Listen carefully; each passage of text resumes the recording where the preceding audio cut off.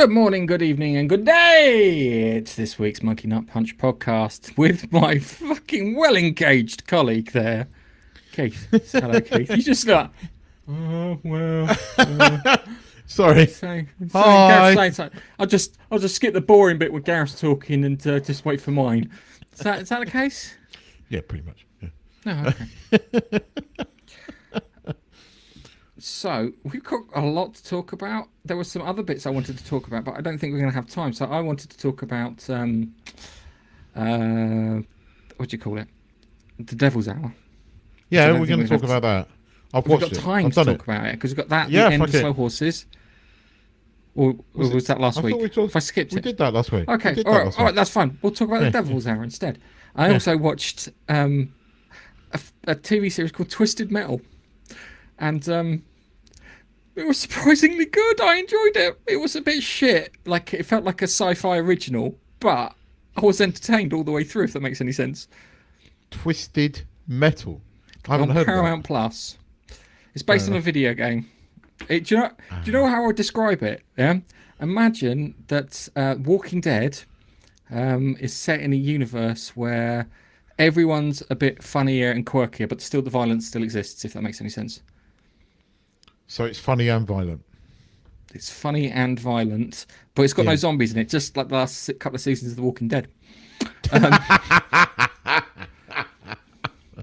Yeah. Fucking tune into a zombie thing, going, no zombies. What's going on? I mean, it had been going for like 10 years. Bodies tend to decompose over that time. I mean, there were no muscles left to make them walk. There's only so far you can flog a dead horse. Yes. Yeah, we've got some news stories, but a couple of them are only going to take a couple of seconds. I just wanted to call one person a stupid cow and be done with that. Fun enough. Oh, imagine it might be our first story. Yes. Proof that Hollywood is still stupid. Take it away. Do we need? Oh, hang on a second. I don't know. Which one shall I press? Shall I press? This one. I need about 350. 350. I love that one. In a recent controversy, Cynthia Erivo, star of the upcoming Wicked film, has expressed requested strong reactions to a fan edit of the movie poster, which aligns it more closely to the original Broadway musical artwork. The edit includes changes like adding red lipstick, adjusting the character's position of the hat, which sparked controversy on social media. Cynthia's response highlighted the discomfort with the modification, labelling it as degrading, dismissive of her artistic choices. Situations open up broader conversation about fan interactions with adaptation, artistic integrity, and boundaries set between homage and disrespect. So the post is here. Look, we can see it here. Sorry for podcast listeners. So the first thing they've done, and it's the bit I noticed, one is they've given her that wicked little smile, and ruby red lips, which is the first thing. It's because that's what the original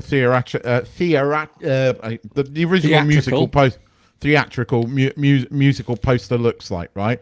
Second, that line there, none of this is funny, none of this is cute, it degrades me. That's not you on the poster. You're a fucking actress, you dumb cow.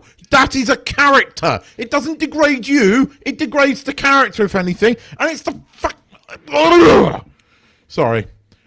I am so annoyed by these people. I am so goddamn annoyed by these actors that stand on a soapbox. Your job is an actor. Your job is to be a character. Not you, a character. What the fuck? I'm sorry, but this is more and more proof that movie studios should put into the contracts that they shut the fuck up on social media when they're involved in a film, because this is beyond dumb. It's beyond thing. It's me. It's not you. It's a character. It's a fucking character. Sorry. Oh. Yeah, done. Told you this wasn't going to take very long. Okay, all right. So my thought on it goes as follows. Yeah, I think the fan edit's actually quite good. Yes. If I were her, I would have just turned around and says, "Can you get them so they could see my eyes?" That's it. That's the only criticism I can see on that. Is because on the poster, I remember I looked at the poster earlier, and the White Witch, you can't see. I don't think you can really see her eyes properly. No. But the ruby red lips with the slight smirk is borderline iconic. When it comes to Wicked, it's iconic. Yeah, it's the one thing that you kind of associate with it. Which, if you look on the one there, she looks like she's just sniffed a fart. And look, I mean, the fan edit isn't particularly great, but what they've tried to do is make it look like the original musical poster. That's it, right? I mean, I've seen this quite a few times through numerous reasons on stage. I will not be seeing the film. It's yet again, it's another self-indulgent, privileged actress shouting her mouth off on social media, and this is everywhere, right? So yet again, this person going on about how it degrades me, it's not degrading you. It's not degrading you. If this was a poster of you, right, you can have a go. But this is a poster of a character that you've been paid an extraordinary amount of money to play, and you have already agreed to your image to be used in these posters, right? So no, it doesn't. She shouldn't have said anything, right? If she should have said, "That's a lovely poster," and done with it, right? Or just not commented, right? Yeah. Going off on one about how it degrades her, it's absolute bullshit, right? That was, racism is seen everywhere now. This is seen again here, that's what she's hinting at. And it has nothing to do with that. It was just a fan of the original musical trying to make the poster look like the original musical. I mean, I've got several goddamn programs, and that's it. It's her eyes are covered and the red lips. Yes, I know you don't like musicals, but my mum liked it, and we used to get free tickets for it. And free it does tickets, have a really good, fucking free. Nah, that's. I've got more free tickets. Actually, I've got more umbrage with the free tickets. I'll be frank with you. Nah, see, if you know the right people, and it was always decent seats. Third from the front That's row. even worse. If you haven't got the rejects, I'd be like, I have to admit, though, you've made it worse, Keith. You went it to see wasn't my musical, favourite. bad enough. Free tickets, bad enough. Decent places, even fucking worse. Kinky Boots was better. I enjoyed Kinky Boots. Even 6'2" transvestite, and I mean transvestite because comedically it was brilliant. Matey, the film with Matey, and I can't remember his name now. Yeah, played the bad guy in. I think he was fucking great in that. Yeah, he is. Yeah, you'll love it. Sorry, I'm just responding to you'll love it. I've seen it about 5 times. Free tickets. Please. But I mean, this actress can just fuck off, basically, because I think she's already damaged the film. She's done a Snow White on it. I don't think she's damaged as bad as Rachel Ziegler. No. She's Rachel Ziegler's like 8. She's 1 at the moment. Whilst it's not as big as Rachel Ziegler, it's fast becoming that way. It's all over social media. Yeah, but remember, Rachel Ziegler's done many things. I think she's at 4 proper point to what the fuck are you doing here? It's weird. It's weird. Yeah, I know.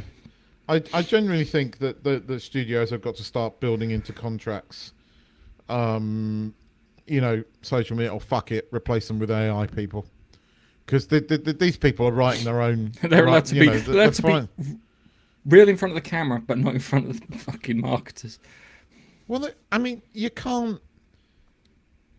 You are representing a film. You are paid to play a character. And I've said this before. Every time you sound off on social media, you are not doing your job, right? Yeah. No one cares what you think. You're there to play a part. If you can't handle that, go and start a podcast. Don't be an actress. Go and sound off on a podcast. Yeah, no, we don't. Keith, we don't want the competition. No, don't start a podcast. We don't want the... But you know what I mean. I mean, if you want to have an opinion, fine. But don't be an actor and actress, because you give that up. Because part of your job is selling an illusion. You are selling the character, not you. It does not degrade you. You're not there. That's not a poster of you. That's a poster of Elphaba, not you. Elphaba?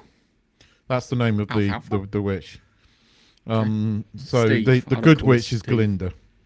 Steve, yeah. Oh, Steve. But it's just ridiculous. These people have just got too up their own arses, and they should be taken off social media. The studio should demand it.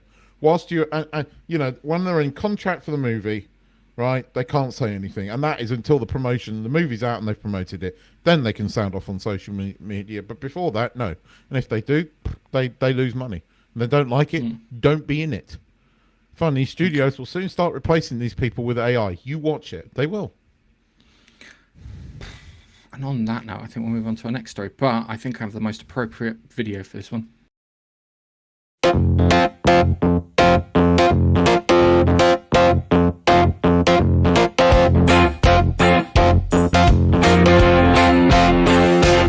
You're a cunt. Yeah, that make you smile. Yes. Connie Nielsen, known for her role as Hippolyta. Is that a real name? Hippolyta in the Wonder Woman films has recently voiced her confusion and frustration over the cancellation of Wonder Woman 3. Despite the commercial success of the first installment, Nielsen finds it puzzling that Warner Brothers decided to halt the project, especially given the passionate fan base and potential financial gains. Her comments come amid a broader shift in the DCEU as the franchise transitions to new leadership under James Gunn and Peter Safran, focusing on a different vision for the DC universe. I'm out of a job. Why? That's what that sounds like to me. Does that not sound like to you? Yeah, it's I didn't do anything wrong. It wasn't me. It sounds like another Californian bubble-living, deluded person that can't understand that the last film was shit. After she It's watched shit. it. It didn't sell. It didn't do very well at the cinema. Are they going to make another one with that? Well, no, because Hollywood has to make money. I mean, I know that they've been living in this fucking bubble for the last God knows how many years, but it's bursting. So, duh. Yeah. See, I think if they did do a decent one, like the first one, it would make money. But the fourth, that 1984, what's the stupid woman's name? Died of Star Wars and then fired her quietly. Patty Jenkins, is it? Patty Jenkins, yeah. Because Patty Jenkins had a lot of help on the first film. Yeah. I'm not sure she was entirely fired because of Wonder Woman off Star Wars. No. She was just fired because Kathleen Kennedy can't fucking do anything. That's what. Well, the main star of that movie was going to be Gina what's her face. No, that was Rangers of the Republic, not Rogue Squadron. Rogue Squadron was supposed to be a diverse group of people. Shit, yeah. Oh, then no, that's because Patty Jenkins is a cow, apparently. Well, it's true. It is leftover Snyderverse stuff, and that all has to go. And that's weird because we talked about the Robert Pattinson Batman, but Robert Pattinson Batman was Matt, whatever his name was, not Snyder. So we got that in there, which is a thing because you got rid of Henry Cavill, and I think it's only fair that you got rid of Gal Gadot and Ben Affleck or sad Batman. I don't know why they took that publicity picture of him looking sad by the Batmobile. I know the Penguin's doing really well, but I still stand by the fact that they need to recast Batman as well. But that's thing. I mean, I was going to use this as a jumping point to talk about the whole of the sort of up and coming DCU, but there's another story that I put in there so that because that was going to get to that. But I haven't read the story. I made notes. I got someone to make notes for me in terms of an AI. I mean, I can understand why after Wonder Woman 1984 destroyed all the good that the original Wonder Woman did, and I'm over it. I'm over Gal Gadot. I mean, she's screwed her career a bit after the COVID things, and getting caught up in the Snow White thing. That movie's going to flop hard, really, really hard. I just don't get it. She looks into the mirror and the mirror turns around and goes, "Who's the prettiest of all?" It's you. Next. Yeah. That film ends. No Snow White. It's literally just asking the mirror, and the mirror goes, "Yeah, it's you." That's we go in 10 years' time. Maybe there's someone come around, but yeah, it's you at the moment. So, I mean, I think she's slightly got slightly the wrong end of the sort of, she's not. It's not entirely fair what's happened to her, but she's been caught up in a few things and caught up in a few films and that haven't been that great. But I still I don't dislike Gal Gadot. She was good as Wonder Woman, but I'm over it. I want to see I do and I don't want to see. Going on when we talk about the next, well, I don't know where you've got it lined up, but when we talk about the Superman story, then I'll sort of voice my opinion a bit more. Because that Superman story takes it more into context. Anyway, right, silly actress, deluded. Yeah. Yeah. It's I get from her perspective, she turned up, she did her job, she didn't felt like she did anything wrong. The writer's perspective didn't really turn up, didn't really write a story properly, and the director's responsibility to check that story was fine wasn't there either. Nor the execs who signed off on it. So failure above rather than below. And given the next story, I think this might be a good one.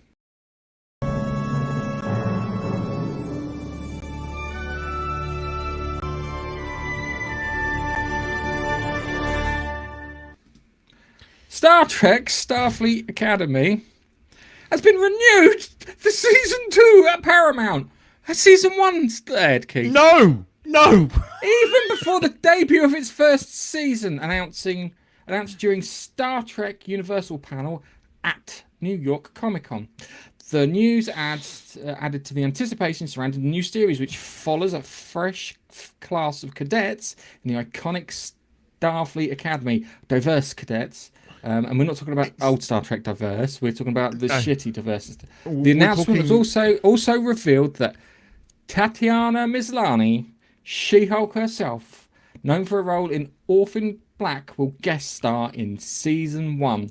Though the details about her character remain under wraps, she's the villain and she's going to kill people. She's going to have the equivalent role of Christina Ricci in the first season of Wednesday.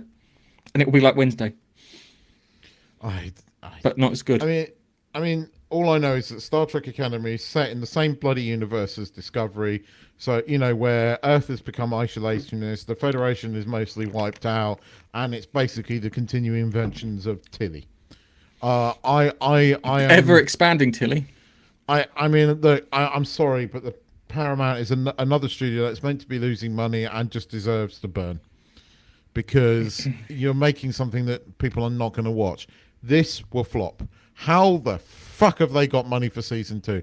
What deluded idiots in Hollywood think that this is a good idea?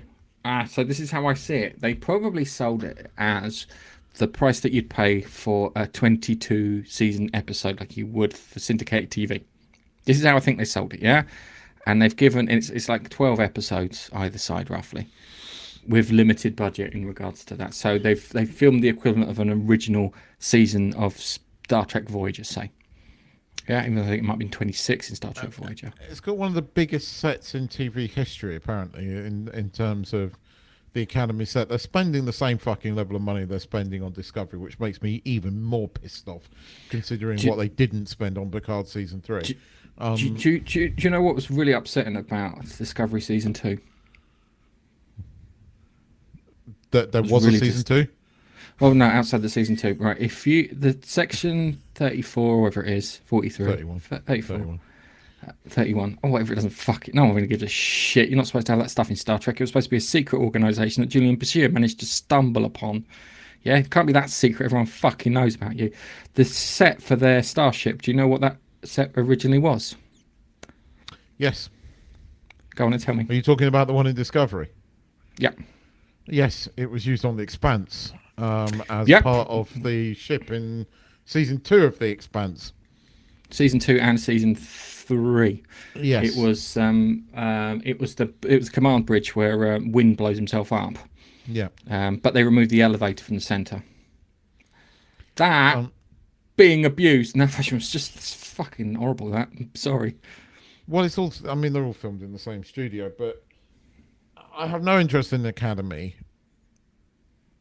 No interest in Strange New Worlds Tatiana on and Maslany. off.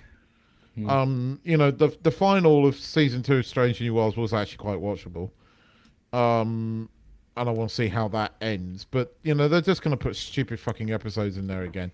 These people don't know what they're doing, and they lost all the goodwill that Terry Matalis built up because Terry Matalis actually understood Star Trek, liked Star Trek, and as soon as you see what he wrote, you can tell that. Was it perfect? Perfect? No. It's still the best Star Trek we've had in years because it was Star Trek, because it understood Star Trek, it understood the core, the heart, the essence of it, whereas all of these other fucking shows don't. Because they can't get writers that understand how to write shows or are interested in going back, watching what's come before, and writing within that core essence. And they're just not good at it. And you know, that's why Discovery was so crap. That's why Discovery completely fucked up the Klingons, and no one understood why people were so upset by that. They don't understand what they're writing for. So is Academy going to be good? No. Because it's the same people that made Discovery, and Discovery wasn't good. And Discovery got cancelled. I don't care what people say. It got to 5 seasons, but it has a small fan base. The fan base for Discovery was a lot less than Picard Season 3. A lot less. The viewingship was a lot less. I don't understand how they're even getting a Season 1 of this bloody thing, let alone a fucking Season 2. So look, Paramount are losing money, good. Okay. I just don't care about these people anymore. Fuck them. Yeah. I always if I hear that something's already got so many seasons agreed already and it's nothing that's pre-established, I mean like properly pre-established, isn't like a book series or a film, something based on a film, it always makes me go, oh, that's getting canned. That's only having whatever that was. Because if it's Netflix, it's definitely. I don't know where they're getting the money from either. Because Netflix won't pay for it, Amazon won't pay for it. But then again, Pluto TV. Then again, maybe they're making money off Pluto TV because I think Pluto TV is making more money than we're hearing. Amazon were offering up money to make a continuation of Picard Season 3. That's true. Amazon was saying, like, look, we'll pay for some of this because this was one of the best reviewed shows on there, and it was. I mean, it was in the Nielsen rating. Discovery wasn't. We're being really talking of renewals, though. I didn't include it in here because it was quite a long time ago, and we missed it, right? Or I missed it. Okay.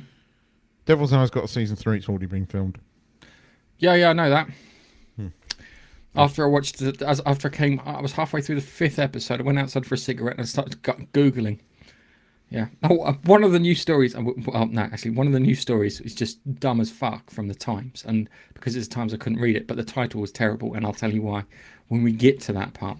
But I think we should move on to our next one. Well.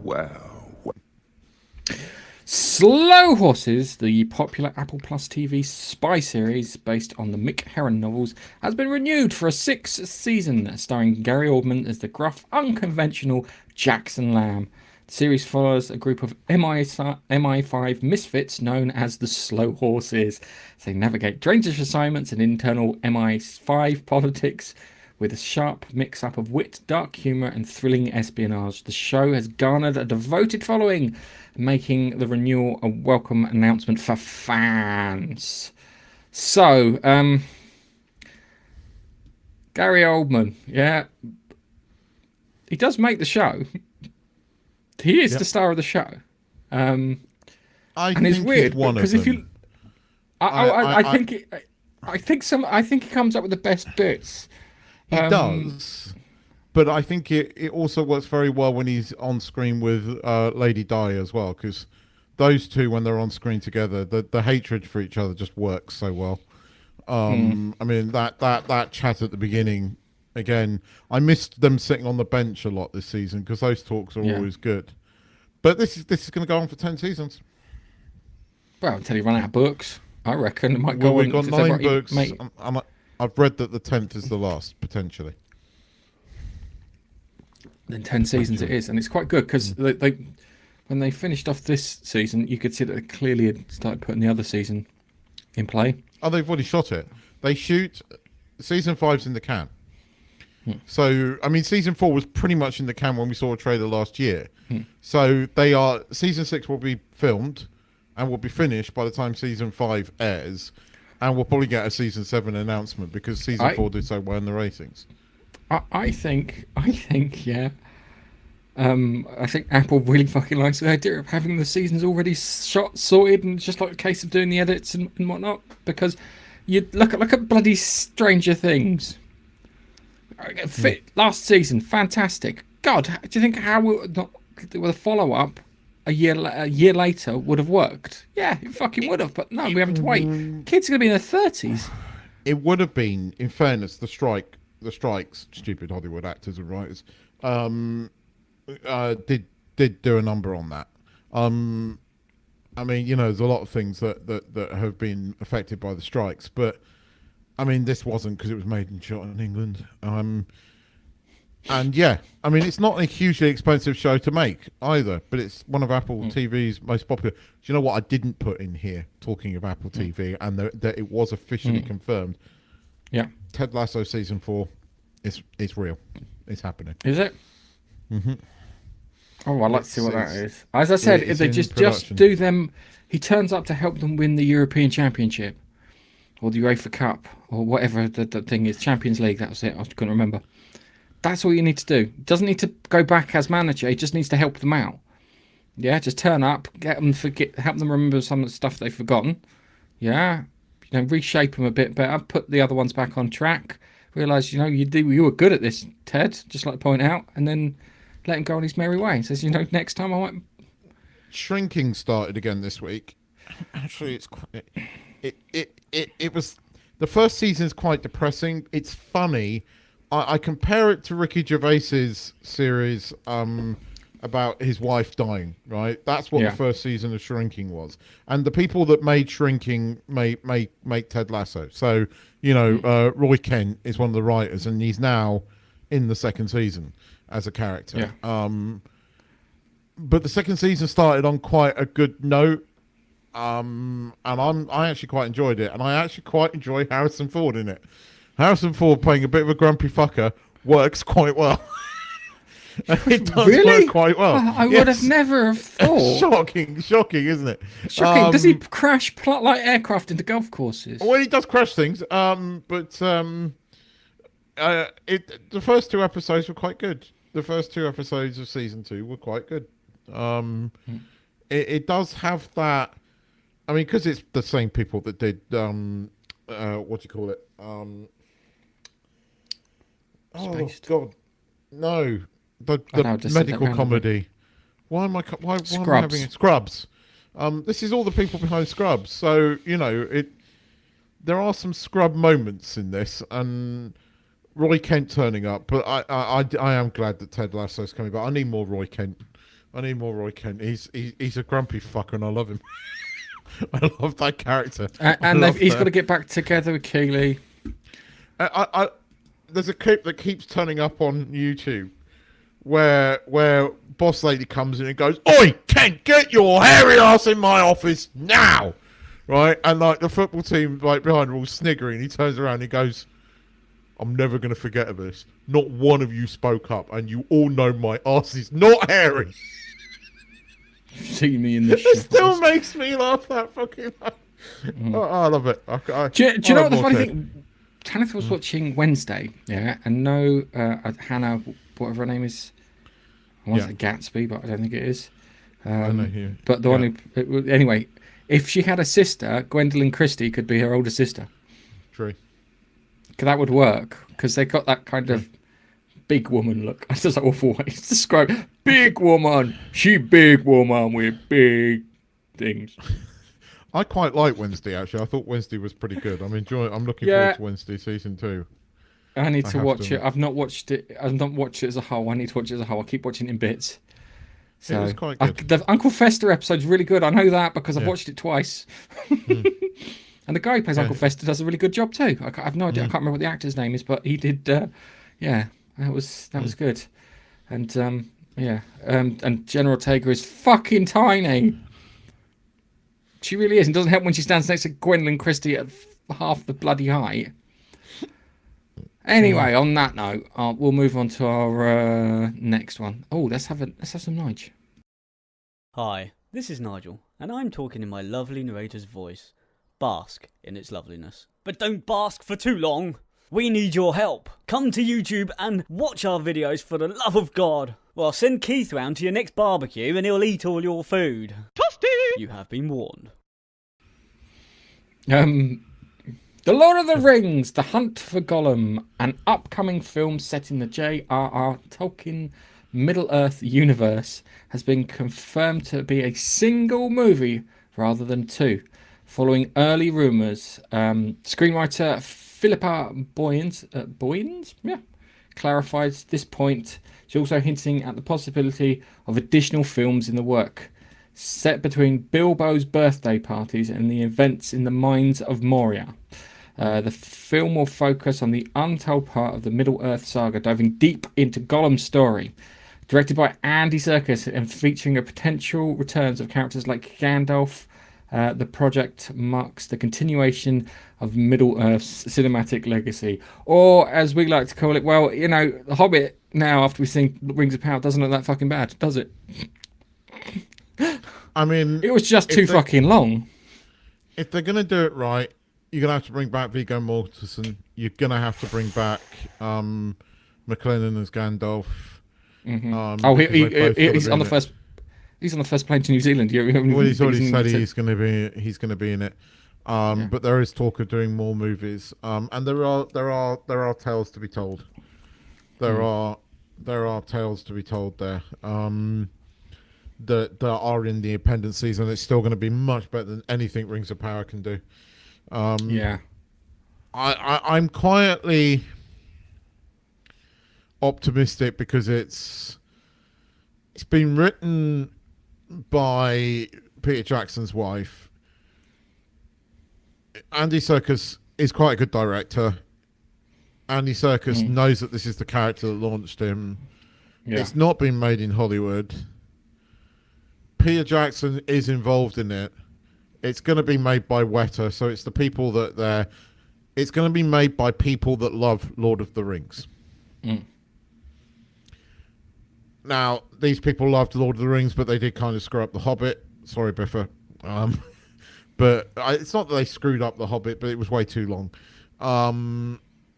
But I'm quietly optimistic for this. I need some decent Lord of the Rings again, rather than. I would say I'm quietly optimistic for this. Elves that look like elves. Elves that look like elves, yeah, and orcs that are orcs. Yes. And not just Mr. evil. and Mrs. Orc. Yes. Yeah. Oh, me orc babies. Nope. As I said before, I always thought the orcs, because of the Uruk-hai, came out of the ground and they've grown like mushrooms, like the orcs in bloody Warhammer. So yes. Yeah, quietly optimistic for it. Andy Serkis knows the role, knows the part. Has he been corrupted by the whole the Hollywood process? Might be that as a worry. Don't think Peter Jackson has. I think his narcolepsy stops him from indulging in any of those Hollywood parties or long conversations. Oh, you want to talk about politics? That was a narcolepsy joke for the podcast listeners. Yeah, because I know he had to get Bryan Singer over to direct part of The Hobbit because he was having issues with the fact that he couldn't stay awake. It'd be like, action! How was that? They won't be doing that again, unfortunately. Yeah, not with Bryan Singer. It's a true story, unfortunately. Yeah. He never got to do that episode of Doctor Who that he was going to do. He wanted to do an episode of Doctor Who. In. Oh, no, sorry. Peter Jackson. Yes, well, this is when Doctor Who was good. This is when Doctor Who was good. Yeah, true. Look, I'd like to see a Gollum movie. I will go and see it Fingers crossed it's good. No news on third season of Rings of Power, shockingly. It will happen because season 2 of Starfleet Academy is happening. We haven't even seen season 1 yet. Yeah, I think it might just go for 3, and then if it goes past 3, it'll go for 6. That's my feeling. They could have done some. They could have done some Chris Nolan timey-wimey shit with it, yeah, and had these stories being told at different times. So you could have like the fall of Numenor and that, and then you'd all get confused when one of the fucking elves turns up because it's in the past or the future, but because they're elves, it gets to live forever and a day. So, yes. Anything would have been better than what they have done. Watching a banana decay slowly on a live stream. You've got elves that don't look like elves. You've got, and I'm not talking about like, the black elf. I'm talking about like the guy that, made the rings, who had a Michael Palin style haircut and didn't look elven at all. And I wasn't convinced he was an elf. He did not look elven. There aren't really old elves. They're all like in their 30s and 40s because elven. Elves don't age. I always describe him as long hair, poncy, and possibly gay. Yes. That's the quickest way of describing an elf. I mean, the show just... It's going to be like it's going to be the show, DI, whatever, what do they call it? DUI or whatever I don't know what they call it. DUI. Diversity and whatever it is. DI. Yeah, right. Well, anyway, they've taken it way too far because, we're going to get a black Ron Weasley. You just damn well know it. Well, that is, unless the rumours are true. The rumours are that J.K. Rowling has thrown her knickers out the pram about this and is threatening to sue. What, if they race swap? If they carry on with this, if it's true, if they don't cast the characters as intended. Although someone did point out that she was the one that kind of stood up for the stage version of Hermione. But again, if you're going to change anyone, I can understand why they did do Hermione. I was against it at the time because J.K. Rowling approved all the sketches, and I stand by that. But you can't change Ron. You can't have diverse casting with the Weasleys. Their whole shtick is that they are redheads. It's Hollywood's fucking thing for anti-redheads again, isn't it? They just don't like the gingers. The gingers. They don't like gingivitis. That's what it is. Desperately trying to keep it at bay. Okay, all right. Let's move on to our next one. That's that'll do.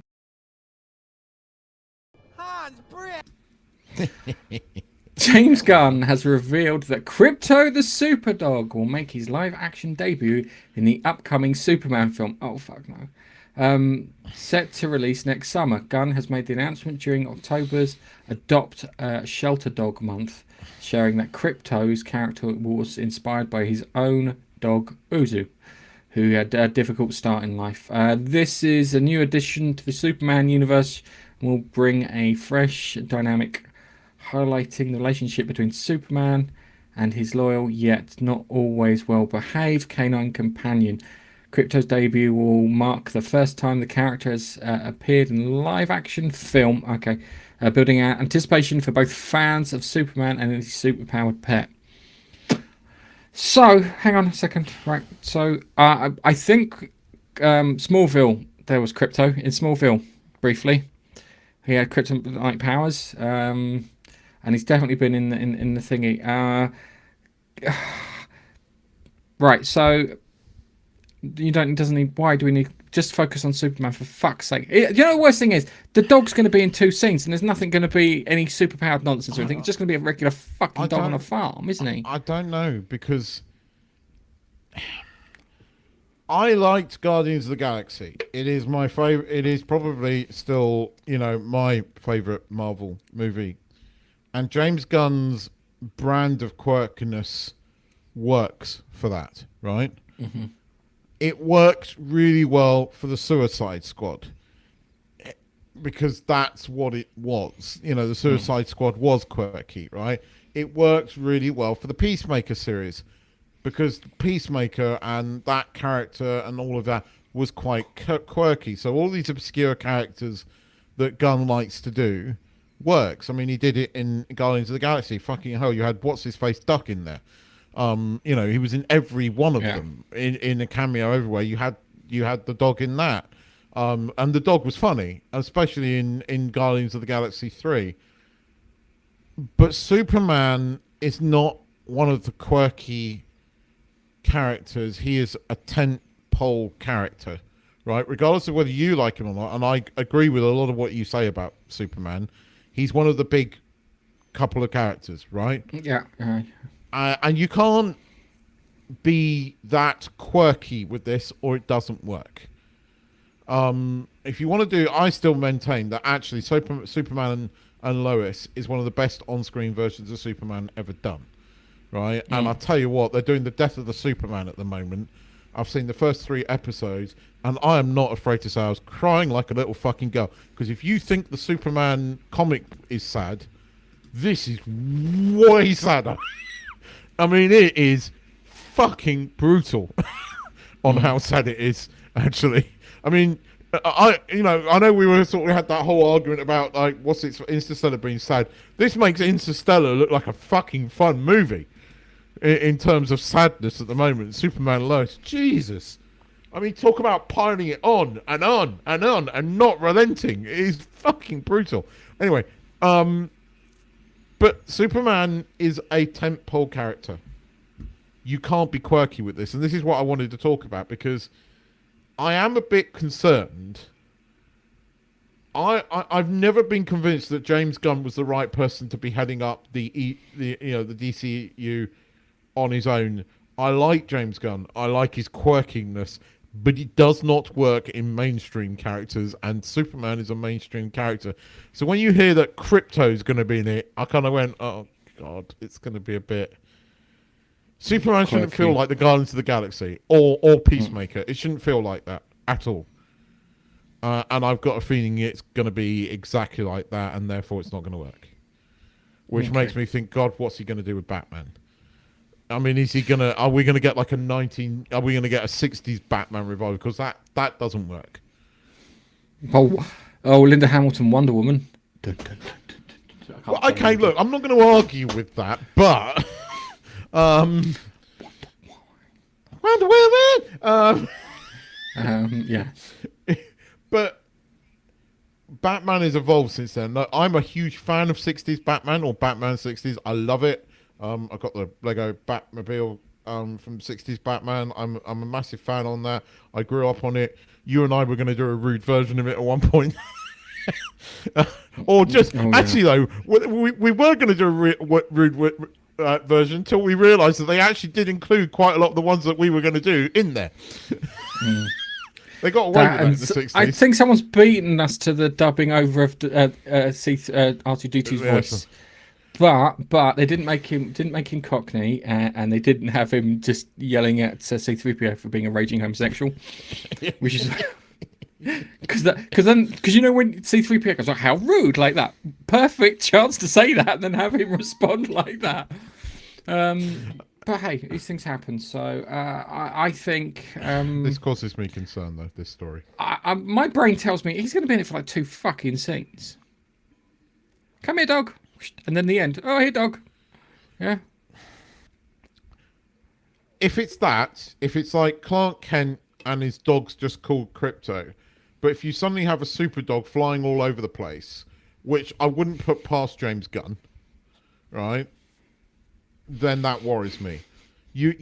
James Gunn's brand of quirkiness doesn't work with Superman or Batman. It works really well in the Suicide Squad. It worked really well in Peacemaker, and I'm really looking forward to Peacemaker Season 2. I just don't think it works well with Superman. I hope to God he knows what he's doing. That's all I'm going to say.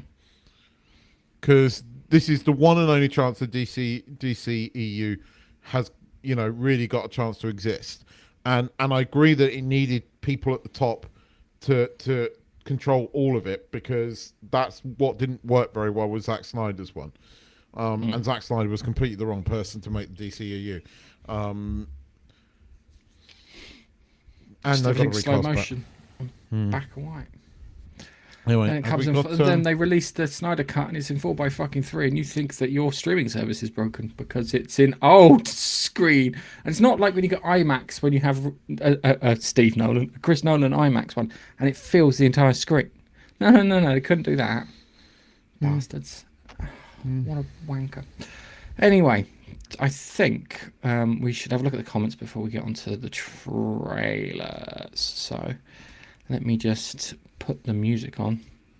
And we can just see. I know there aren't many today, so it should be easy. Chuck's doing an Irish thing this week. He landed in Ireland this morning, flew over the storm, missed it by about that much. Lucky. But, anyway. So first one, Mrs. She beat Biffa. Sorry, Biffa man. Cool. And then. Bit both. As Keith already, right, it's funny because I had to turn him down. This is the first time I've had to turn him down in weeks. So yeah. Bit both. I've adjusted the mic position. Yes. And I was ranting because that story really pissed me off. You might have been able to tell. Feels very passionate. It annoyed me. Yeah, Tan wants to see Wicked. I'll get you tickets. Probably. I probably can. Really? Yes. But you That'd won't be go good and see seats. it. Yes. Usually they are. I know the person that promotes them. Family friend. Seriously, we get tickets for all the musicals. I've seen Phantom. I've seen Charlie and the Chocolate Factory. I've seen Kinky Boots twice. Kinky Boots is awesome. Kinky Boots is really good. I challenge you not to enjoy Kinky Boots. Even though it's a bit of a musical, it's funny. It's funny. The musical numbers are funny. It's a bit... I compare Kinky Boots to the Rude Muppets one. Oh, Avenue Q. Yes. Okay. And you've got to... You've seen Avenue Q, surely. No, I haven't seen Avenue Q. Oh, that's fucking hilarious. I've seen the Shoot Me Up Elmo on YouTube. Biffa, hi, well done for joining. You're technically first because the wife asked. You turned up on time. Steve! Hi, Steve. Steve! Hi, Steve. Then we've got Schmeagol will be a girl in the movie. I don't know. Surprise! Woman! No. Schmeagol will have a good woman behind him. That's what it will be. That's what it will be. He'll be. Yes, it will be. He'll be his wife.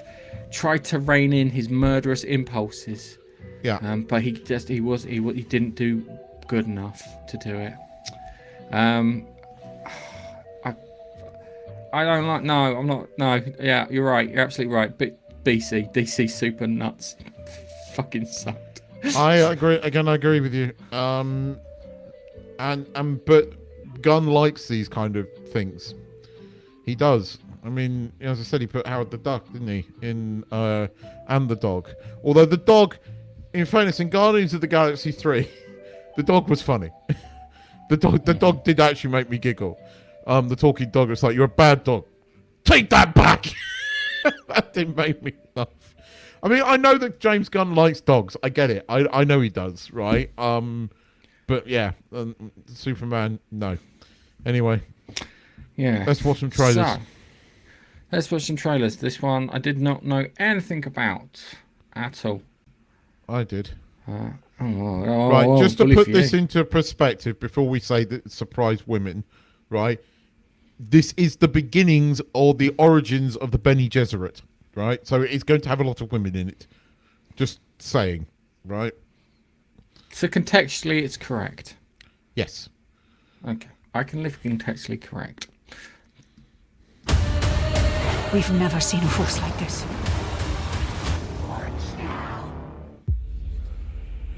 Tense music plays. Sisterhood. I like the fact that it feels a bit like the Dune movies.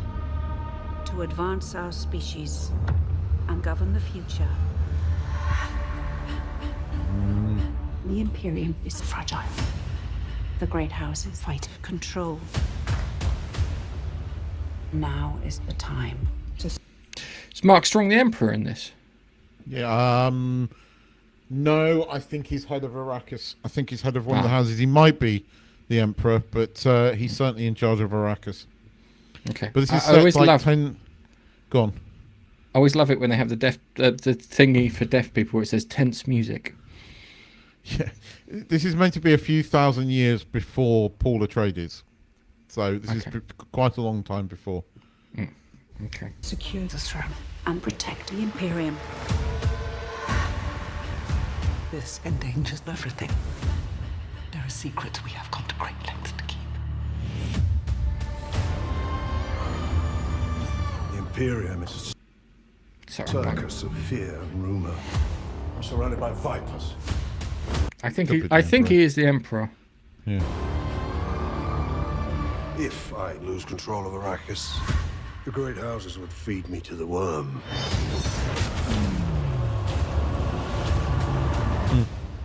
Your Majesty, the troubles are far greater than just Arrakis. There's a war hidden in plain sight. I'm the only one that can tell you the truth. What do you want? To wipe out every trace of the sisters from our worlds. That is why I've been gifted a great power.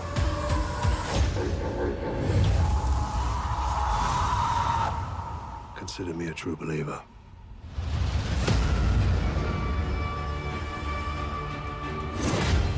We've never seen a force like this. I just want to say something. The productions look better than the Marvel films that I've watched recently. And it's just a TV show. Okay, it's a premium TV show. I'll give it that. This could destroy the Imperium. We must act. Oh, I know how they sold this. Go on, say how they sold this, Keith. No, go on. Go on. You do it. Hang on, I need to do this. Game of Thrones in space. That's what they did, isn't it? Probably. But it works. Corruption in your heart. See, It was technically Game of Thrones in space before Game of Thrones was Game of Thrones. the way I see the blood trailing your every step.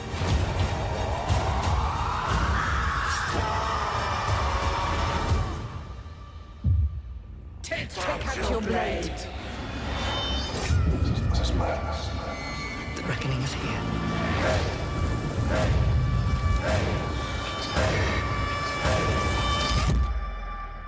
I run a school for young women. We're not a threat to anyone.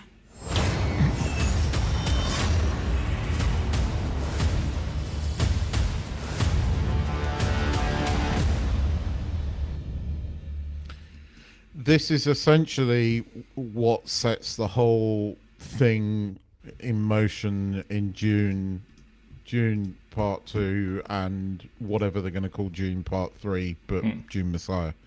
Yeah. I actually think this is quite clever because they heavily mention the prophecy. Well, this is where it came from. And I've got to say, when I first saw the first trailer, I wasn't that impressed. I saw this trailer and went, okay, this isn't just surprise women. This is really going into the Dune lore.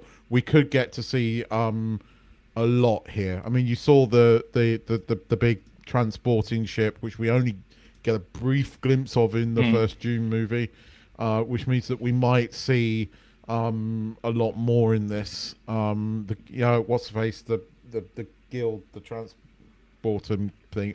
Navigators Guild. Yes, which I'm really looking forward to. That's definitely hinted at.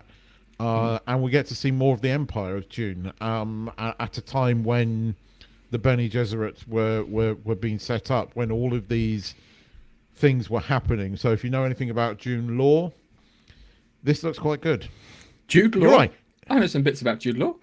It is Game of Thrones-esque, but actually, Game of Thrones borrows a bit from Dune. There's all the I mean, houses. that's very. Dune is the original thing here. And unlike, Dune does have an ending. Batshit crazy, but it does have an ending.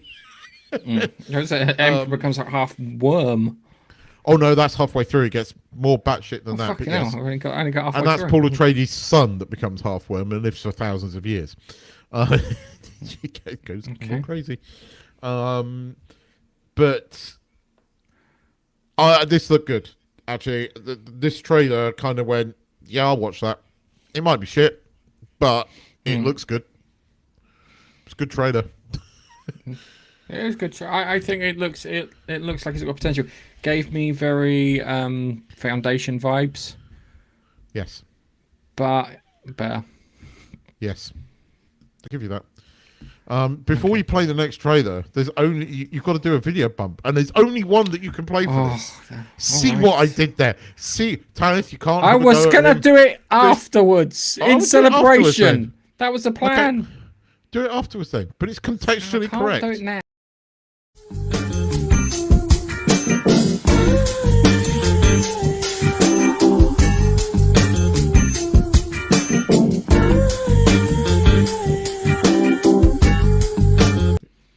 It's contextually correct. I was gonna do it as like a reward for myself. You can do it again.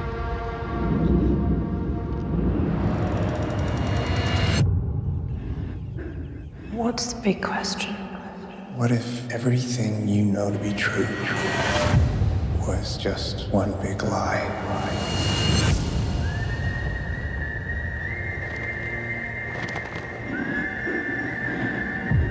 For as long as we can remember, everyone that goes outside is killed by the dangerous toxins of an unsafe world. Juliet Nichols asked to go out.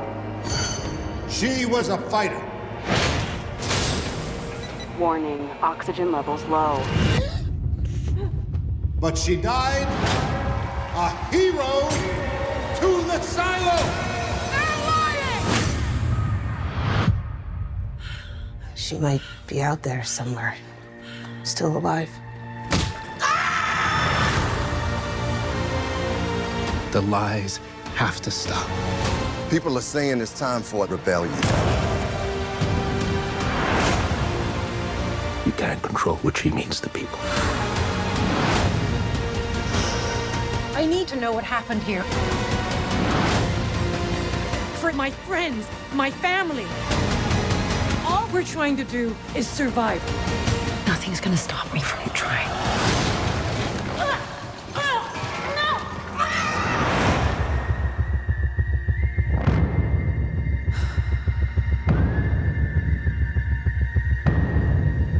You're frightened. I'm not afraid of the rebellion. I'm more afraid of what she saw.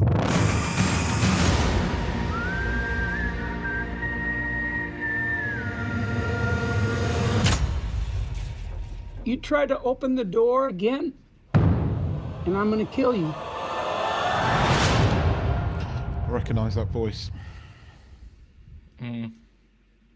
I recognise It's that funny voice. because we're having a conversation the other day, and the missus is like, "When's Silo coming back?" I went, "I don't know." Now.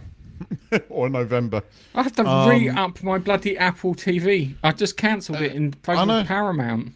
This is season. This is the second half of the first book, and although this does go in a slightly different direction, there's more characters in this than there are in the book. But I know who the guy is behind the glass, and there's lots of little bits that I remember from the book. The bit where you only get a brief glimpse where she's underwater. That's not going to be easy to watch if you're claustrophobic. That might be quite freaky. Is that where she goes from underneath one silo to the other silo? No, she's on it. The silo that she ends up in is flooded, and she goes down there to get something. And then she walks back to the other silo and sort of turns up. Hi everyone, I'm alive. But by that time, the silo's rebelling because they've worked out things. It's what we will see. There was something missing. quite a big part was missing from the trailer. We'll see what happens. I'm not going to put any spoilers in. But it looked okay. It looked all right. I'm more of the first season, which is acceptable in my book. Yeah. Yeah, I mean, it was watchable. It was entertaining. It wasn't the greatest thing on TV, but it was all right. Yeah. Curiously, talking about, just going back to that previous trailer, it's Max, right? Got a nice email today, because here we have HBO Go, which is pretty shit, right? We get, like, House of Dragon and the big tentpole HBO things, but the system's crap, whereas Max is quite good. Max launches here the day before that Dune series starts.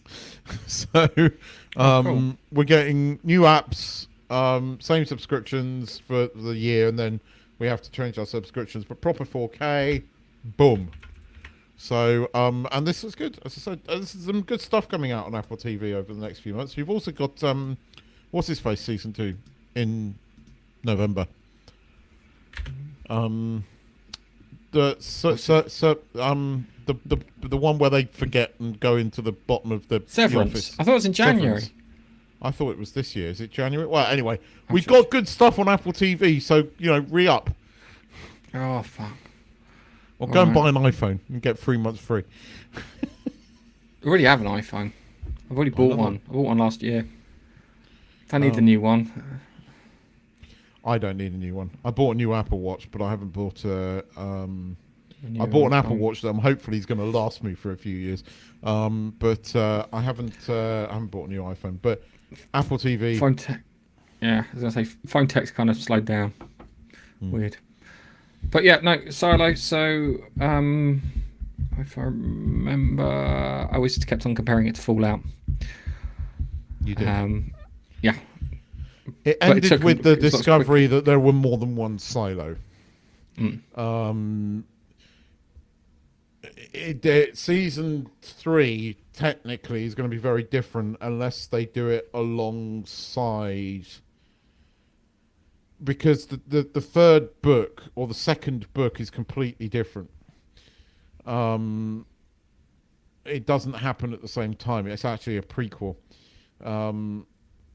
And then the third book is the final. I think they can do 3 or 4 seasons out of this. Season 1 was half the book. First book. Season 2 is clearly the second half. Season 3, if they're wise, they'll do both tales parallel. So, or do like a prequel. I don't know how they're going to do it. But anyway, it looks good. It looks good.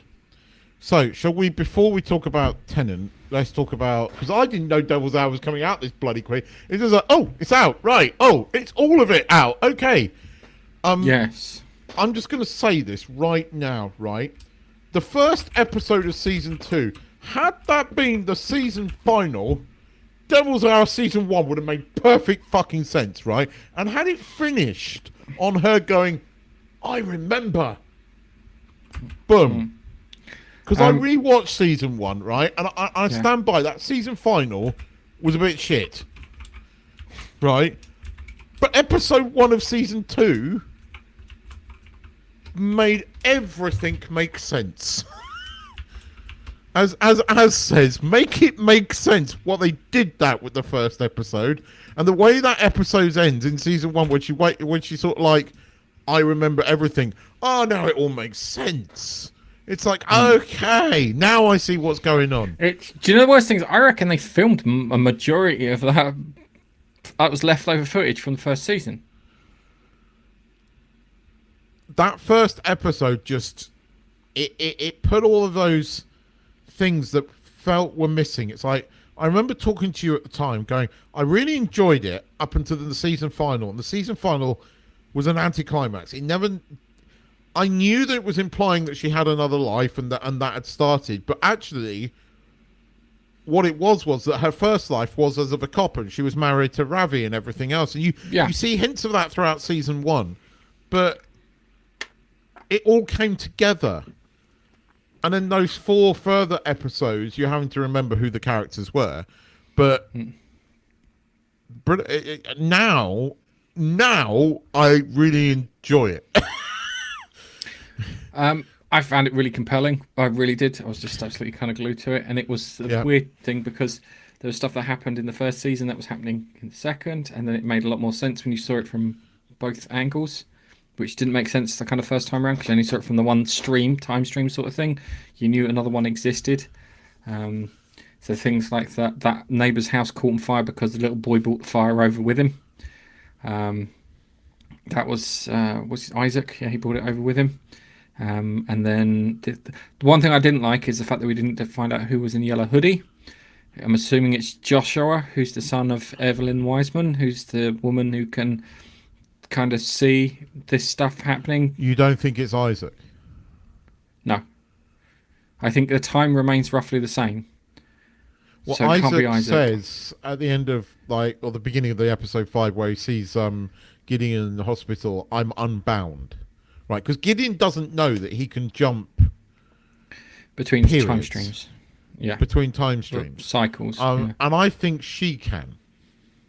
I think she at the end. I think she can, yes. I don't think he did shoot her. I think she jumped. So I think that's how, because you obviously do you think he shot a copper? Yes. I hope so, because she got that female copper got really annoying, especially when they were holding her like hostage. She got really annoying. It was just like, can somebody just knock her on the head? Yeah. So the whole premise was to stop the bomber at the kids' toy shop. Don't know what they're doing, but the person who's the bomber, you got the impression that they were in the same situation as the other characters. Yes, because of the way it's and that's why I think it was. That's why I think it was Joshua who was Evelyn Wiseman's son, because he was the only character that was mentioned, but we never saw. If that makes any sense. You might be right. Season 3 is its final. It is a trilogy. It's already been filmed, which is really cool, which means we won't have a huge long wait. Okay, cool. But I really we had this argument. You really liked the season, and I know why you did, right?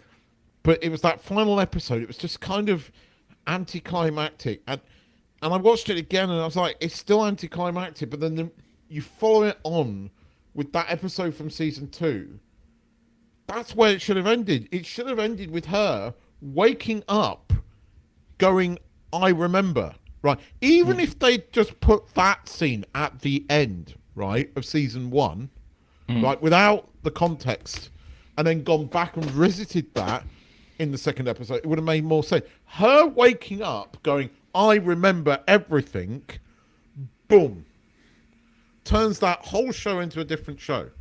And the minute that happened, because I'm going, what the fuck is going on? I'm watching this episode going, what the fuck is going on? What the fuck is going on? Right? And then the end, and it drags. It does drag, but it drags for a reason, right? But when that final scene of episode 1 of season 2, I was like, my whole brain just went like that, and I went, okay, this is now a whole different thing. And that bit should have been at the end of season 1. My only criticism. It is my only criticism, because now I'm just like, fuck. And I went back and watched season 1. The worst thing is that people that Lucy's coming into proximity with are starting to remember. Yes, it starts off with Ravi, and it happens to I can't remember the name of the couple, one from the Metropolitan Police. Yes. That happens with them both. Yeah, and it's something that I think she's doing, that she's causing these kind of loops and bits. I don't think it's the same as Gideon. Yeah, no, it's not the same as Gideon. Gideon's more slow route, if that makes any sense. And I think she does jump. I don't think, or she has jumped from another time stream that he did kill her, and she's jumped. She's worked out how to do it. One way or another, she's jumped. Yeah, but they already set that up when Isaac grabs her and pulls her across when the cop's trying to get her, and then they got that annoying one going, she just vanished. because she did just vanish. So, yeah, jumping between different universes and stuff.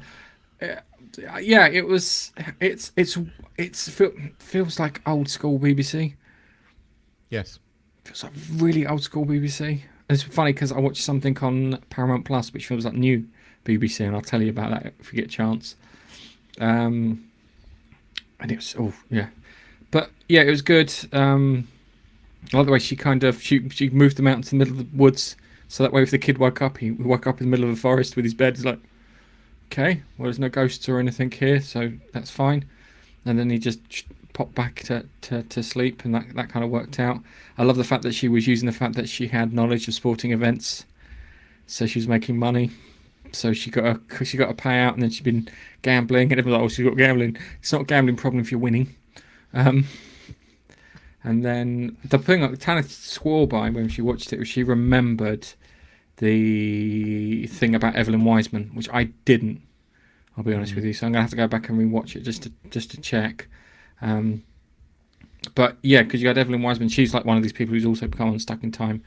The way the Isaac showed the mother how to kind of center herself, and she kind of came back to being normal and stuff, and then she turned around and said, what do you call it? I think he's exactly where he needs to be. He shouldn't be here, but he's exactly where he needs to be. Oh, the mum, I really was touched by the grandmother sort of coming back, and then, you know, arguably being quite heroic and being a good grandmother. I liked that.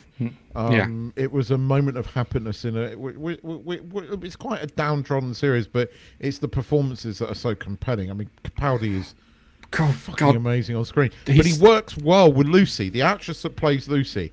I've found her irritating before, but she is fucking amazing in this. I mean, the two work together. Yeah, I think it's because in the previous version, she wasn't, how can I put it, she felt more acted upon than acting upon, if that makes any sense. She was more like a victim of fucking circumstance rather than a protagonist of sorts. I'm not talking about, I mean, in season 1, she was good. Don't get me wrong. She was. I found the actress herself irritating before in certain parts, but in this, she's been really good, and she holds her own against Capaldi, because Capaldi is just such a... Dude, he was playing the Doctor for at least 3-4 episodes in that entire thing. Oh yes, he is. When he says he's over, it says he's over 1,000 years old. I'm like, oh fuck me, that's the Doctor right there. And he knows it. I mean, he's channeling his inner Doctor there. But again, it works here, and she carries the show this time round, and again it works.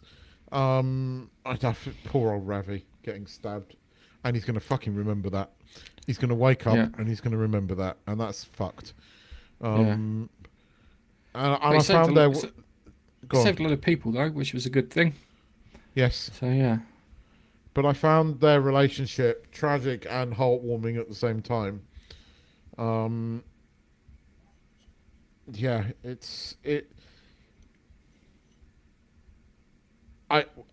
Getting to the end of this season, I'm now going, I can't wait for season 3 now. Yes. Because now that I've had that context, as I said, it's totally different now. And now everything you said about season 1, I agree with you. Because I needed that moment. That moment should have been at the end of season 1, and it just would have made it all the more like, oh god, I want to see season 2 now, because now I know that there's a season 2. Now I know that there's more to this. Now I know that those questions are potentially going to get answered, and that, you know, that this wasn't just a one and done with a weird ending. My thing is there going to be some weird supernatural cause behind this? I think it's paradoxes, isn't it? I don't think Isaac was meant to happen, and the grandmother kind of implies that, doesn't? But you know, Isaac is not meant to have happened, and I think there's several places, and it's probably all going to go back to Gideon doing something. I don't know how it's going to end. but I kind of like the fact that I don't know how it's going to end. But based upon this second season, I kind of trust them. I kind of like the where it's going. I like the freakiness of it. It's going to go somewhere. Can't wait for season 3. That's all. It should leave you wanting more and speculating. I mean, we could talk about it, but I don't know where it's going to go. I know it's conceived as a trilogy. So, we will get the answers in season 3. Now remembering who Evelyn Wiseman was and seeing it in Tenet might be right. It could be the son. It could be the son. So it should be. I think because my brain's telling me that there may be because if Evelyn Wiseman was saved and Evelyn Wiseman wasn't supposed to survive and she died and then she had a son. That's kind of similar to Lucy, but it's different. If you know what I mean, she shouldn't have existed, and then she has a son, and then because of that son is now unstuck in time, and he's like the equal opposite to Isaac. The question is there an equal and opposite to fucking Gideon? Because if there's someone going around causing mischief for 1,000 lifetimes, I don't know. This is interesting. I want to know. So I'm looking forward to it. Right. Tenet. Yes. I watched it yesterday. I watched it yesterday. I watched it today. It's a different movie to what I watched the first time. And now it kind of falls into place. What was your thoughts? I really enjoyed it. I enjoyed it the first time round. I bought the 4K Blu-ray, so I watched it on 4K Blu-ray because it was like one of those ones I actually enjoyed, and we complain that Hollywood does nothing new, and then when Hollywood does something new, we then also take a shit on the fact that they've done something new and it doesn't quite make the sense that we want it to. But I enjoyed it. It was fun. The weird thing is that you got John Washington, who's Denzel Washington's son, and he fucking sounds like his dad. If you turn away and you listen to it, he sounds like his dad. He's a great actor. Really did it. The fact that he didn't get a bloody name in the film, he was just known as the protagonist. Yeah. The thing that I never noticed, and I hate to say this, but maybe because of COVID and everything, and when I watched it originally, because I watched it on the small screen and was probably not paying too much attention, was Robert Pattinson's character at the end, Neil. Yeah. I hadn't cottoned on that Neil was the one that took the bullet in the face to save the protagonist. And I know. And when I realised this time round, that whole scene is totally different. I've only seen it once, mate. You missed the emotional heart of that film. Yes, I know I did, and now it works so much better for me. I am fully aware of what I missed, and it works so much better now. And yes, I enjoyed it. I actually would go as far to say as it's suddenly become a much more up near the top end of my favourite Nolan films. I genuinely really enjoyed it. It's a very well put together, clever movie, but you really have to fucking concentrate. Like you have to blink and you miss that you don't realise. You blink it and miss it. Yeah. It's not. It is clear when you go back, but it's a. If you don't pay attention, you don't realise that the Kenneth Branagh's character on the boat with her is the one that's gone back into the past and come back again, right? Because you don't realize. Again, I didn't realise that watching it the first time round, and now I get it. Because he wanted to kill him. He was going to kill himself on the boat, and take everybody with it. And it was like, well, what was the death trick all about? Okay, now I'm getting. He's reversed the algorithm. Is now sending it back into the future again. But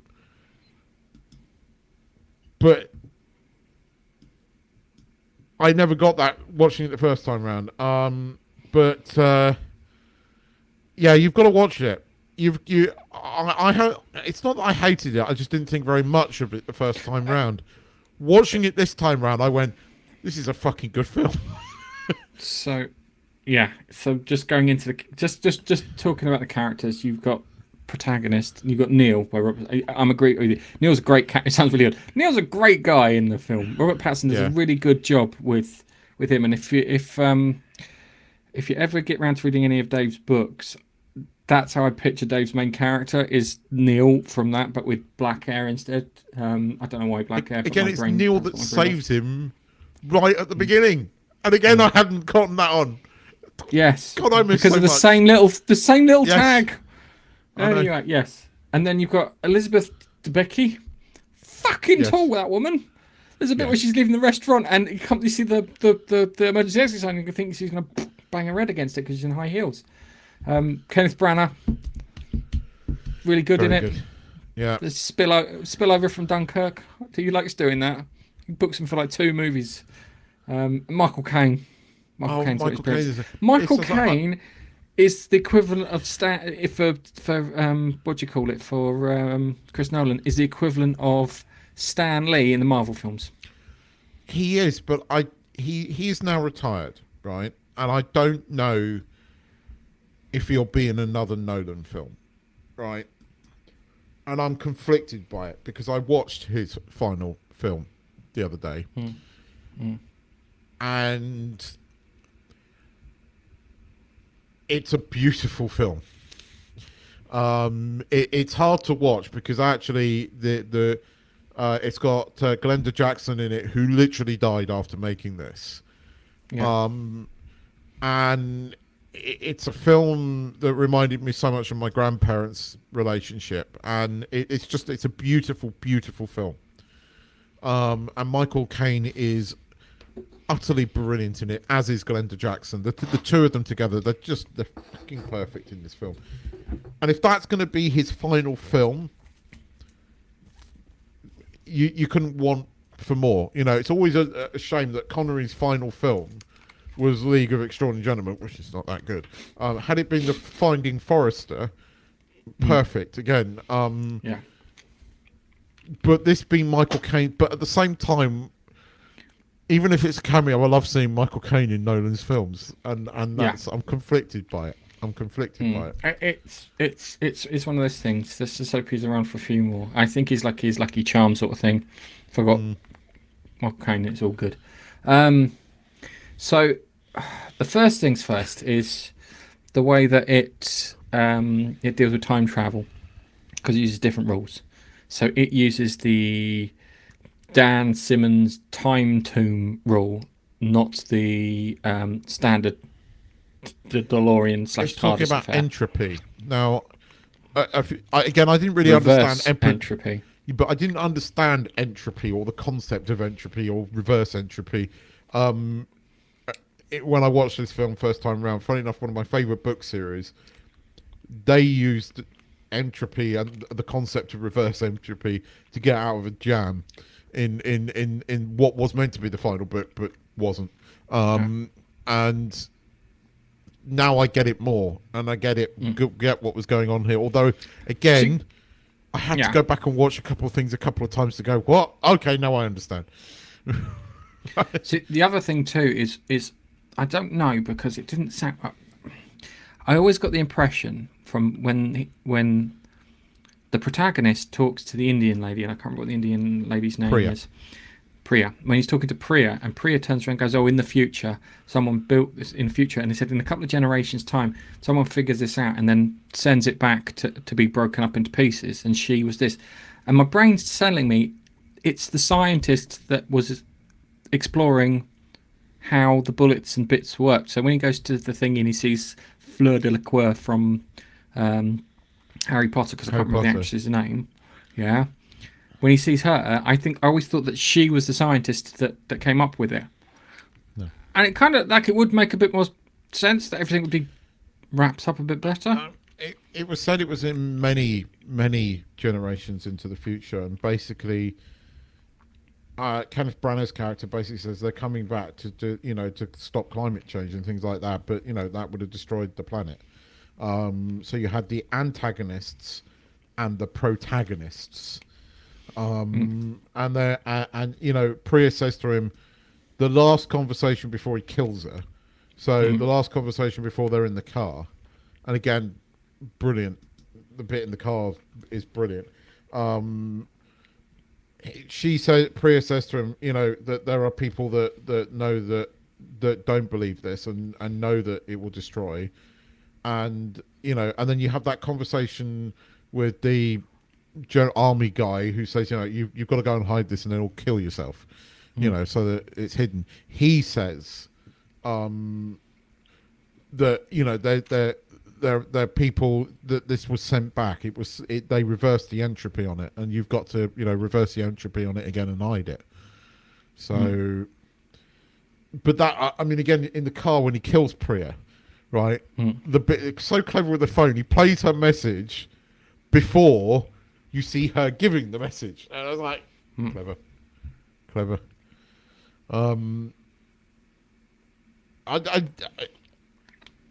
I thought I might enjoy this. I actually ended up God, now I'm kind of on a level of going, okay, this has got me a bit like Interstellar. Watching this again, going, oh, I really like this. Music is not as good in this. Music is not as good. No, right. So, just talking about the music, when it came out, there was an issue with the sound mixing. Yes. When they're talking about the plan, about crashing the plane into the terminal, that's, I think, the bit that everyone's complaining about, because it's... I like the way it has like a beat and things are running in reverse and this, that, and the other, and it kind of makes sense, but it did interfere with the dialogue, so I couldn't hear what was going on. The Blu-ray I've got, a version of it that I had, the sound is the mixing isn't great. The music is sometimes the dialogue is too low and the music's too loud, and it played havoc with my speakers. I kept having to turn up the volume and down the volume and up the volume to hear them. So my criticism of the sound mixing on it, and the music isn't as good, but the story-wise, this is one of his best. And again, these people that go, oh, he doesn't develop his characters. You know, though, I pretty much got all the characters' motivations in this. Pretty easily. You know what it was? Do you know what it is? It's just that it's not spelt out clearly enough for those people. Do you know what I mean? It's like we didn't see a flashback of young Neil going to university learning about physics, or Satai, or whatever it is, or Satori, or what his name is. You understand all of Neil's motivations at the end. It explains his character. Right, you know, that single line. It also explains the fact that you don't know his character, but from your perspective, you're going to get to know me. And, you know, the protagonist's character doesn't need to say anything, but in that single look, when he realises who Neil is and what the relationship, says it all again about his character. Right there. Says everything you need to know about his character. You know, Priya at the end doing what she does says everything about her character. No, they're pretty good, strong characters here, and characterization and motivations are pretty well done in this movie. I did like the fact that Priya's husband was a front for her, because and the great thing is you understood that he was a front for her because he was such a fucking salesman, even when he had a gun pointed to his head. Yeah, and it made sense that he was, because it's like, he can sell, I can run. I will let him do the selling and I will do the running, and they can then be happy with the fact that they're talking to a man and I get to run my illegal empire, or whatever it is. I really like that. The bungee jumping scene where they jump up and back down, that's great, but dude, it gives me... I know why they picked bungee cords, because it was symbolic of how they were dealing with time.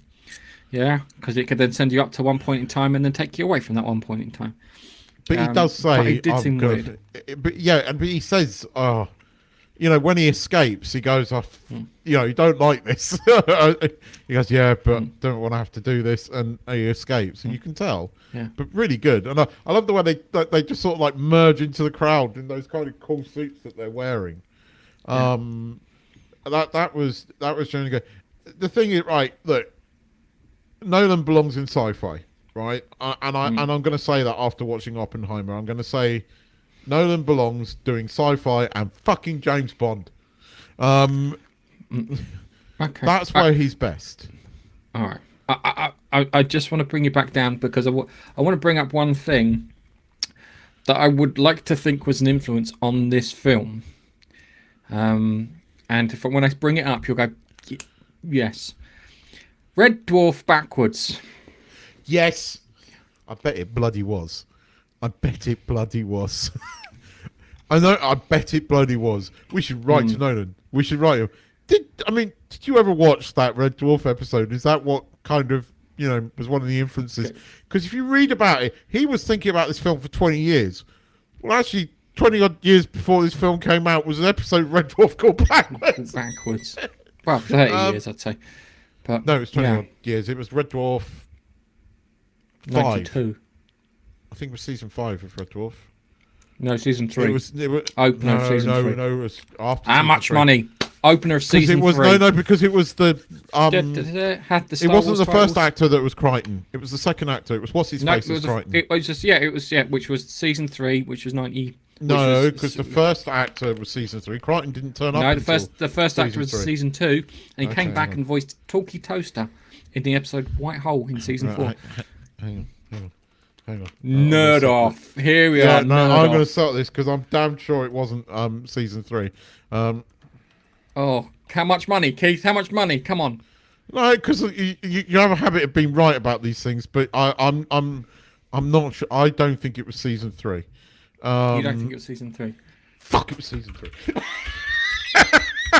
Opener, It was season 3. It's episode 1 of season 3. The opener. Told you it was the opener. 1989. Oh my god. Yeah, all right. Fuck off. Yeah, you're right. 3 years out of the year.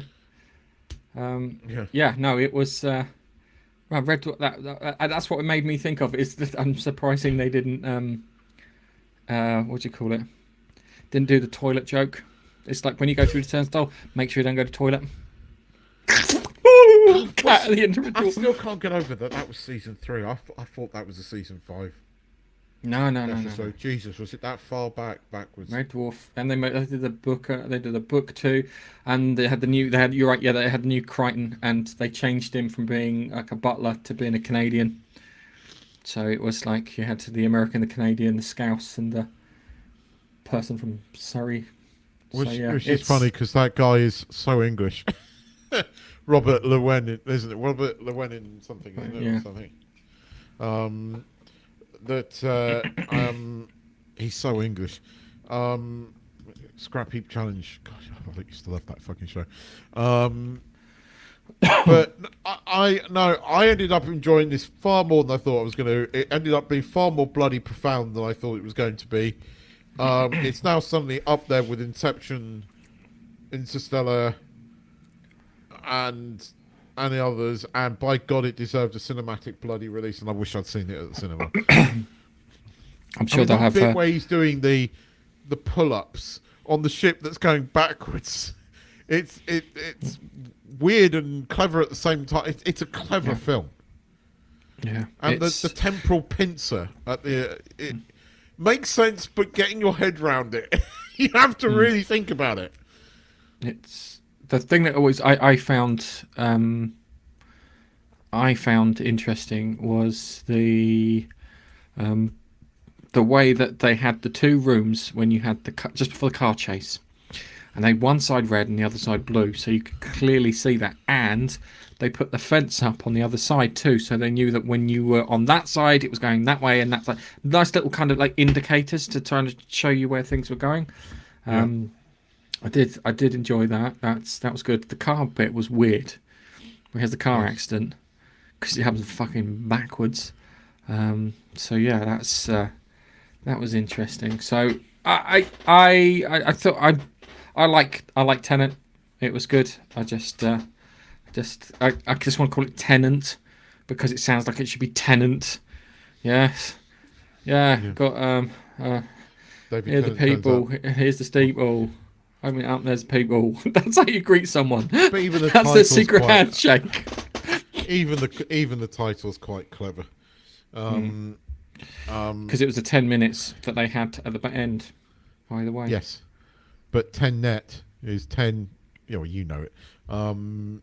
So it's clever. Yeah, and you're right. It's the 10 minutes at the end. The whole movie sort of hampers on that. And again, it was good. It was generally good. Just makes me sad that I didn't see it at the cinema now. Now that I understand the movie. I'll be honest with you. I watched it at the cinema. I fucking needed to do that. I think I watched it with my mate Carl. And it was like, Carl, what doing? Order fucking popcorn. Why? Because you don't have to wear fucking masks. Yeah. Don't have to eat it. I'll pay that just so I can sit there. And on that note. Yes. It's been a long one. We're going to start a bit earlier next week because your clocks go back. Mine don't. Yes. Yes, they do. They do go back. It'll be interesting. Although my days do get longer because I work UK hours, so instead of starting at 3 o'clock in the afternoon, I start at 4. In the afternoon? Yes. Oh, no. I know. Oh, no. Do your clocks change at all? Nope. Oh. Equator. It's fine. You might change it. Equator. No, I think most countries on the equator don't. We certainly don't. So no. But a lot of Asia doesn't, apparently. So, yes. Anyway. Next week we'll talk about Ludwig. Because I watched all of that. Oh, did you enjoy it? Yes, I did enjoy it. But definitely old school BBC. Yeah, thank you. I thought you would. I'm really glad that you enjoyed it. Yes, we'll talk about it next week. I'm really glad you enjoyed it. I loved it. I really genuinely loved it. So I'm glad you enjoyed that.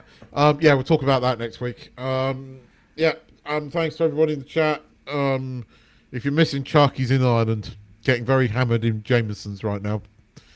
And he was trying to complain. He was going, "Oh, it's going to be such a hard day. I didn't get any sleep. I'm going to Jameson's." Don't complain. You're going to go and get pissed on whiskey. He's getting hammered in Dublin, so he'll be fine. All right. Bye for now. We'll see you next week, guys.